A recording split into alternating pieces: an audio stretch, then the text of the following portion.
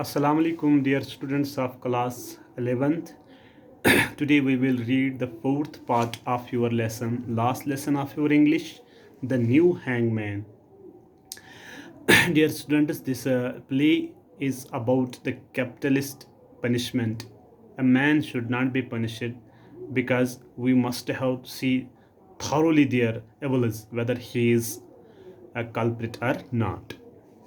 तो my dear students, यहाँ पे क्या बताता है, जो हैंगमैन है वो इनकार करता है गवर्नर साहब से कि मैं इस आदमी को फांसी नहीं दूंगा, क्योंकि यहाँ पे ऐसा कोई इंसान नहीं है जो ये फांसी देने के लिए तैयार है। जो मैं नहीं कर सकता हूँ वो बाकी लोग नहीं करेंगे, मुझे लगता है। तो गवर्नर साहब से बताते हैं कि आपकी ये ड्यूटी है, फिर आपने ये जॉब क्यों ली है, तो आपका ये फ़र्ज़ बनता है, आपको फांसी देनी ही देनी है।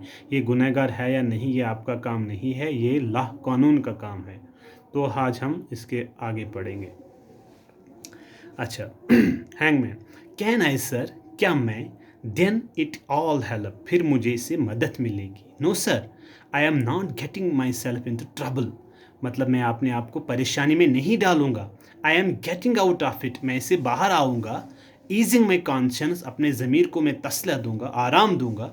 आई हैव बीन अ मर्डरर, मैं एक कातिल हूँ। Today I make a public confession, मैं लोगों के सामने इकरार करता हूँ, ये मानता हूँ कि मैं एक मर्डरर हूँ। गवर्नर, ए मर्डरर से क्या आप कहते हो कि आप एक कातिल हो? ये क्या कह रहे हो आप? हैंगमैन, यहाँ पे सुन लीजिए। हैंगमैन, यस सर, बेशक। What else is a hangman, एक जल्लाद फिर क्या हो सकता है? But a man who murders to order, जो क्या करता है, जो कत्ल करता है, मतलब जो ऑर्डर्स के कत्ल करता है फॉर मनी, किसके लिए? पैसों के लिए। क्योंकि 50 पाउंड्स मिलते हैं एक इंसान को, जब एक जल्लाद को, जब वो किसी को फांसी देता है। ये कहता है कि एक हैंगमैन क्या हो सकता है? वो तो मर्डरर ही है, वो तो कातिल ही है, क्योंकि वो ऑर्डर्स का कत्ल करता है फॉर मनी, किसके लिए? पैसों के लिए। इन कोल्ड ब्लड, मतलब ठंडी आहट में। डू यू थिंक, क्या आप समझते हो, a hangman does his job for love of society, क्या ये आप ये समझते हो कि एक हैंगमैन ऐसा काम करता है लव फॉर सोसाइटी, क्योंकि वो सोसाइटी के लिए मोहब्बत करना चाहता है? He does not get any, उसे सोसाइटी की तरफ से कोई भी मोहब्बत नहीं मिलती है। He has to hide himself, उसे अपने आप को छुपाना पड़ता है अंडर ए चेंज्ड नेम, किसी और नाम से, क्योंकि ताकि लोगों को पता न चले ये जल्लाद है। आप इसी की बात कर रहे हो। Decent man won't know him, जो अच्छे एजाज़ वाले, इज़्ज़त वाले लोग होते हैं वो जल्लाद को नहीं जानते हैं। A decent women won't marry him, जो अच्छे एजाज़ वाले, रुतबे वाले औरतें होती हैं वो बिल्कुल भी शादी नहीं करना चाहते हैं किनके साथ? जल्लाद के साथ। अच्छा, फिर क्या बताता है? नोबॉडी इन माई स्ट्रीट, मेरी गली में कोई भी नहीं, नोज हु आई एम, किसी को पता नहीं कि मैं कौन हूँ। आई गॉट दिस जॉब, मैंने इसलिए ये जॉब की है, because for 5 years I had been assistant to the last, जो पहला वाला जलाद था, लास्ट हैंगमैन था, उसको पीछे उसका मददगार मैं 5 साल के लिए था। न्यू द रोप्स, मुझे सब इन फंदों का पता है, फांसी के फंदों का मुझे बिल्कुल पता है, वो रस्सियाँ वस्सियाँ मुझे सब पता है। I suppose perhaps when one of them broke, अगर कोई रस्सी टूट जाए, अगर कोई फंदा गिर जाए, we had to do it over again, फिर नया से हमें रस्सी लगानी पड़ती है, नया फंदा तैयार करना पड़ता है। That did not get into paper, ये पेपर में नहीं आता है। दो नो फियर, इसका कोई डर नहीं। The last time I assisted, जिसका मैं मददगार था, last time we hanged a man, हमने एक इंसान को फांसी दी। आई बिलीव वाज इनोसेंट, मुझे यकीन है वो मासूम था, वो बेगुनाह था। अदर्स डिडंट, हो सकता है बाकी लोग इस पर यकीन नहीं करेंगे। बट इफ़ द जूरी, जो जूरी मेंबर्स होते हैं, आपने सारेगामापा में या लिटिल चैम्प्स में देखा होगा, जूरी मेंबर्स अपर पार्ट में रहते हैं और जजेस नीचे रहते हैं।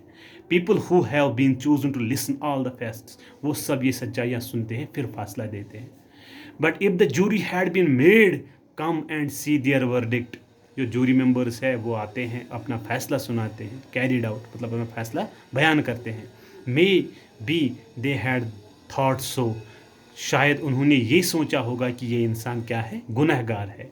द ट्रुथ शोज़ क्लियरर, साफ जाहिर छलकता है क्या on the drop sometimes than in the witness box. Witness box में किसी इंसान की सच्चाई दूर से छलकती है। ये इंसान क्या है? ये गुनहगार नहीं, ये मासूम है। If it was the part of the law, अगर ये कानून का हिस्सा होता, दैट जजेस and juries must be in the death, जजेस और जूरी लोगों को भी कहाँ होना चाहिए? जब इंसान को किसी इंसान को फांसी दी जाती है, उन लोगों को भी वहाँ होना चाहिए। There had been more acquittal sir, तो फिर ज़्यादा से ज़्यादा माफियाँ भी होंगी। अगर वो लोग वहाँ पे होंगे, मुमकिन है कि ज़्यादा से ज़्यादा लोग रिहा भी हो जाएंगे। They leave that us to us, ये सारा मामला वो किन पे छोड़ते हैं? हैंगमैन पे छोड़ते हैं और गवर्नर साहब पे छोड़ते हैं। We finish the job for them, हम काम खत्म करते हैं उनके लिए।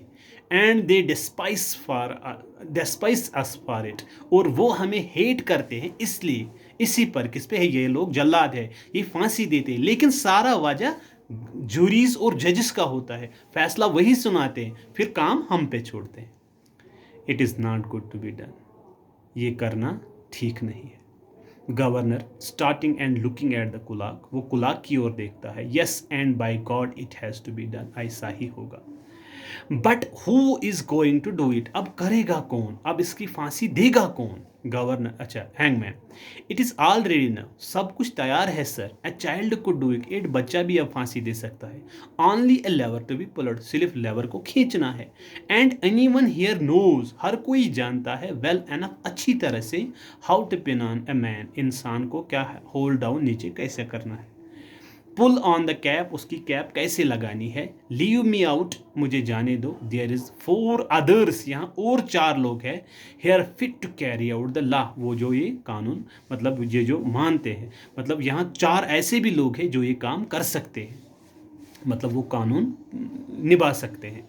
देयर इज ए पाज, मतलब इस प्ले में क्या होता है? अब पाज हो रहे, मतलब रुक जाते हैं कोई। The governor looks at the warders, governor साहब रुक जाता है और वार्डर्स की ओर देखता है। Governor, well will either of you man volunteer robots, robot से कहता है, क्या आप वॉलंटियर ये काम करोगे? इसको थॉमस चैपलिन को आप फांसी दोगे? क्या आप ये वॉलंटियर ये काम करोगे? थर्ड बार, डोंट आस्क मी सर, मुझे मत कहो। My wife is expecting sir, जो मेरी बीवी है, she is in expecting mode. If she knew, अगर उसे पता चला, no sir I can't do it, मैं ये नहीं करूँगा।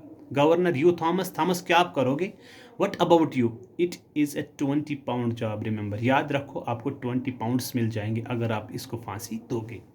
Second warder, it is not part of my duty sir, ये मेरा फ़र्ज़ नहीं है, मेरा काम नहीं है कि मैं इसको फांसी दूंगा सर। हैंगमैन टू गवर्नर, वो गवर्नर से पूछता है, why don't you do it sir, आप खुद क्यों नहीं करते हो ये काम? खुद कर लो, खुद फांसी दे दो। The governor make no sign, governor ने वापस कोई इशारा नहीं किया। Wants a bit more faith does not it sir, उसे लगता है कि ये इस पर ज़्यादा भरोसा नहीं है। Wants A more faith doesn't it sir, अगर आप खुद फांसी दोगे तो ज़्यादा भरोसा हो जाएगा कि गवर्नर साहब ने फांसी दे दी। परहैप्स द रेवरेंड विल ओब्लेज, और ये पादरी का, रेवरेंड को, पादरी को लाकअप होता है, और क्या ये तस्कीन हो जाएगी कि एक गवर्नर ने पादरी साहब को क्या दी, उसको फांसी दी, और यही लगेगा कि पादरी साहब, चैपलिन साहब इनोसेंट नहीं थे। अच्छा, the prison bell begins trolling, जो प्रिजन की घंटी है वो बजने लगती है, वो बजने लगती है। Governor, god stop the damned bell, इसको बंद करो। What the devil did they start for that for, ये किस शैतान ने ये बेल बजाई और किसके लिए बजाई? सेकंड वार्डर बताता है, it was the order sir, ये हुक्मनामा है। It is 3 minutes to 8 sir, अब 8 बजने को खाली 3 मिनट रह गए हैं, इसीलिए बेल बजाई गई है। ये हुक्म दिया गया है, अगर किसी को फांसी देनी है तो before 3 minutes you have to ring the bell. Bell trolls again, bell फिर से बजने लगती है। Turn the page my dear. Governor, Roberts put me through emergency call, मुझे एमरजेंसी कॉल लगाओ, मुझे एमरजेंसी कॉल पे बिठाओ। कमिश्नर्स हाउस, कहाँ? कमिश्नर हाउस पे। Centre office, Whitehall. And Thomas stop that bell, और थॉमस को कहता है, क्विक, आप जल्दी जाओ, आप क्या करो, बेल स्टॉप करो। रॉबर्ट से कहता है कि मुझे आप फ़ोन कराओ, मुझे बात कराओ किसके साथ? कमिश्नर साहब के पास, कमिश्नर हाउस कॉल लगाओ। और थॉमस को कहता है, आप बेल स्टॉप कर लो। सेकंड वर्ड, यस सर मैं जाता हूँ। बेल ट्रॉल्स, बेल बजती है। He goes while the third warder engage the telephone, और तीसरा वार्डर जो होता है वो फ़ोन के साथ एंगेज होता है, क्योंकि उसको कमिश्नर साहब को फ़ोन लगाना होता है। And puts through a code call, वो कोड कॉल करता है। मतलब कोड कॉल क्या होती है, वो सिर्फ डिपार्टमेंट थ्रू होती है।